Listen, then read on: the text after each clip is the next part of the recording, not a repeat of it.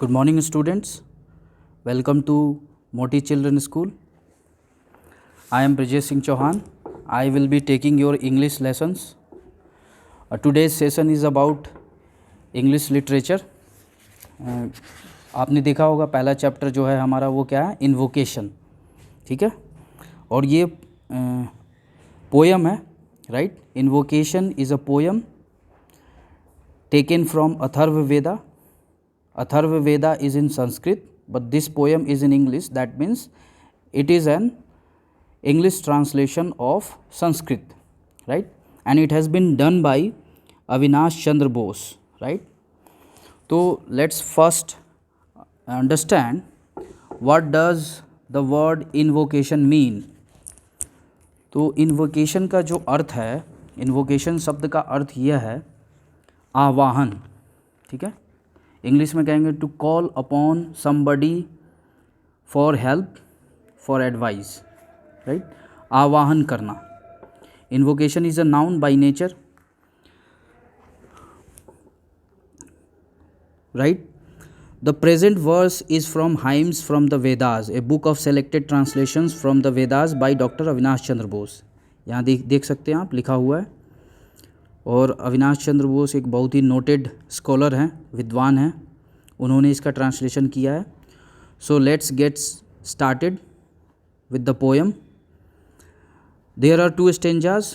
Let's go through the first stanza. Let us have concord with our own people and concord with the people who are strangers to us. As winds create between us and the strangers a unity of hearts. That means the poet is, calling upon, the god, the Aswin, to establish concord with our own people and the concord with the people who are not known to us. That means the people who are acquainted with us, whom we know, जिन लोगों को हम जानते हैं, और जो हमारे लिए stranger हैं, मतलब जिनको हम नहीं जानते हैं. The people who are not known to us. इन दोनों तरह के लोगों के साथ हमें क्या इस्टेब्लिश करना है, क्या स्थापित करना है? Concord. Concord means what? Friendship and cordial relation, right. जिसको हारमनी कह सकते हैं, भाईचारा कह सकते हैं, राइट. तो let us have concord with our own people and have concord with the people who are strangers to us. Third line क्या है? as winds create between us and the strangers a unity of hearts. heart का मतलब तो दिल होता है, लेकिन यहाँ पे hearts का मतलब है feelings. every person has his own set of feelings, right? तो कवि यहाँ पे poet is trying to call upon the Aswin. Aswin, who are Aswins? Dual gods.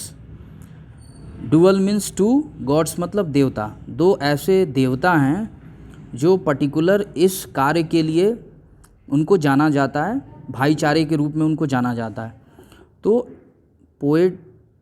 poet is calling upon Aswins, to create concord, friendship and cordial relation between us and the strangers. Poet is requesting Aswins that please, set up a very cordial and friendship and peaceful relation between us and the strangers. A unity of hearts. That means our feelings and the feelings of the strangers should match, right? Should be common, should be uniform. Let's move on to the second stanza. अब दूसरे stanza में चलते हैं. दूसरा stanza मैं पढ़ता हूँ. May we unite in our minds, unite in our purposes, and not fight against the divine spirit within us. मे का यूज़ करते हैं. May is a modal verb here, और मे का यूज़ करते हैं हम लोग विश करने के लिए, right. May God bless you, may you qualify the examination with flying colours, ऐसे विश करते हैं हम लोग. तो यहाँ पे भी actually poet is wishing for the goodwill. May we unite in our minds. Minds का अर्थ यहाँ पे दिमाग नहीं है, माइंड्स का अर्थ है यहाँ पे ओपिनियंस। हर लोगों के, हर व्यक्ति का अलग अलग ओपिनियन होता है, मत होता है, अलग अलग विचार होता है। और दूसरा वर्ड इस लाइन में आ रहा है पर्पजेज। तो पर्पजेज का मतलब क्या होता है? उद्देश्य, इंटेंशंस, राइट। तो poet is wishing that we and the strangers should be united in our opinions. That means we both should have the same sort of opinions. We should not have any sort of disagreement. मतलब हमारे और जो अनभिज्ञ लोग हैं, जिनको हम नहीं जानते हैं, जो हमारे लिए स्ट्रेंजर हैं, हम दोनों के बीच में कैसा होना चाहिए, कैसा एस्टेब्लिशमेंट होना चाहिए? मत का कोई भी विवाद नहीं होना चाहिए, हमारे और उनके मत मिलने चाहिए, उन लोगों से भी मिलने चाहिए who are strangers to us, right. Unite in our purposes, that means उनके और हमारे उद्देश्य जो हैं एक होने चाहिए। अगर उद्देश्य अलग अलग है तो हम दोनों को एक दूसरे के उद्देश्य को समझना चाहिए। व्हाट इज़ द कॉमन उद्देश्य? उद्देश्य अलग अलग हो सकते हैं, लेकिन एक कॉमन उद्देश्य, एक समाज का, एक देश का एक कॉमन उद्देश्य होता है, वो हमारे मिलने चाहिए और यूनाइटेड होना चाहिए, एक होना चाहिए। And not fight against the divine spirit within us, and we should not fight, right, against the divine spirit. Against मतलब विरुद्ध, divine spirit is lying within us, जो हमारे अंदर हमारी अंतरात्मा है, जो हमारा सोल है, जिसको परमात्मा की आवाज़ कही जाती है, उसके साथ हमारा कोई फाइट नहीं होना चाहिए, कोई द्वंद्व नहीं होना चाहिए, कोई डिसएग्रीमेंट नहीं होना चाहिए। मतलब उसकी जो आवाज़ है वही हमारी आवाज़ होनी चाहिए। Third line, let not the battle cry rise amidst many slain. Slain मतलब यहाँ कह सकते हैं नरसंहार या हत्या, युद्ध में, राइट्स में, फाइट में, इन सब चीज़ों में जो हत्याएं हो जाती है, ठीक है।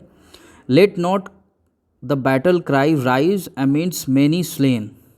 अगर हम, if we would not establish friendship and harmony with both types of people, that is the people who are known to us and the people who are not known to us, then what will happen? War can happen, rights can happen, disagreement can happen, right? So this will ultimately lead to battle or war amongst us, both sorts of between both types of people, right? So poet is advising here that let not the battle cry rise. That means we should not do such things which lead to war or riots. Nor the arrows of the war god fall with the break of the day. Arrows means baan, bow means dhanush and arrows means baan. So here arrows word has been used. Nor the arrows of the war god. Who is war god? युद्ध के देवता किसको कहते हैं? इंद्र को। तो इंद्र का बाण, ठीक है। Not fall with the break of the day. Break of the day means संध्या, जिसको हिंदी में कहते हैं, इंग्लिश में क्या कहते हैं उसको? Dawn is the morning and dusk is the break of the day, right. But here break of the day actually means here sunrise and sunset, the time between the sunrise and sunset, right. So the poet here is advising that we should not do such things that will infuriate the war god, and if he gets infuriated, अगर वो क्रोधित हो जाते हैं तो उनकी कुदृष्टि जो है हमारे ऊपर, ब्रेक ऑफ द डे, जैसे दिन समाप्त होता है, दिन के समाप्त होते ही संध्या आती है, तो संध्या बेला में उनकी कुदृष्टि हम लोगों पे पड़ सकती है। और यहाँ जो एरो है वो उनके कुदृष्टि से संबंधित है। Arrow signifies the evil, not evil, the bad impact, the evil blessings of the war god, right. So I hope आप सबको समझ आया होगा। आप 2-3 बार वीडियो को सुनेंगे तो समझ आएगा, ठीक है। अगले वीडियो में आपको नेक्स्ट चैप्टर के बारे में मिलेगा। Thank you.